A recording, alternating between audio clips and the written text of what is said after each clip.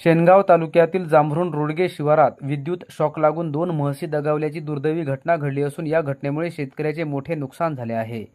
जांभरुण रोडगे परिसरात काही विद्युत पोल कोसळल्याने सदर परिसरात म्हशी चरत असताना अचानक त्यांचा पोलसह पडलेल्या विद्युत तारेला स्पर्श झाल्याने 2 म्हशी दगावल्याचा आरोप शेतकऱ्यांनी केला आहे। या संदर्भात महावितरणचे इंजिनियर पडळकर यांच्याशी संपर्क साधला असता या प्रकरणाची चौकशी करणार असल्याचे त्यांनी सांगितले। मात्र शेतकऱ्याचे मोठ्या प्रमाणात नुकसान झाल्याने तात्काळ नुकसान भरपाई देण्याची मागणी शेतकऱ्यांच्या वतीने करण्यात आली आहे। आमच्या 2 म्हशी करंटमुळे मेलेल्या आहेत। यायला आम्ही इंजिनियर साहेबाला लाईनमॅन साहेबाला कळवलं 4 दिवसापूर्वी की बुवा या आमच्या शेतातली लाईन पडलेली आहे 10 पोल, ही लाईन बंद करण्यात यावं।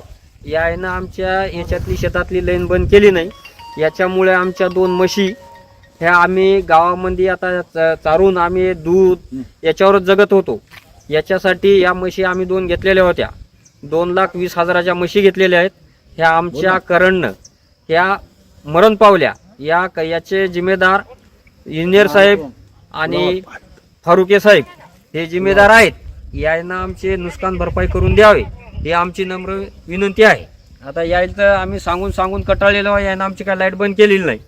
याच्यामुळं याच्यावर आमचं म्हणणं आहे की बुवा आमचं नुकसान भरपाई जे झालंय ते करून देण्यात यावं। जांभरुण रोडगे या शिवारामध्ये पाण्याच्या शेजारी तार लटकल्यामुळे या सरकारने किंवा महावितरणच्या अधिकारी पडळकर साहेब व आमचे लाईनमॅन म्हणून आहे ते जांभरुण आणि पारडी याला फारुक सर आहेत।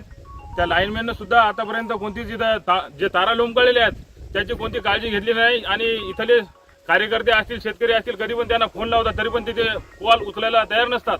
आणि आज या शेतकऱ्याचे विशाल देवदास रोडगे यांचं आज एवढं नुकसान झालेलं आहे। त्यांच्या 2 म्हशी दगावल्या तरी महावितरण यांना मी अशी विनंती करत आहे की त्यांना आवाहन करत आहे की 2,50,000 रुपये त्यांनी नुकसान भरपाई यांना शेतकऱ्यांना दिली पाहिजेत।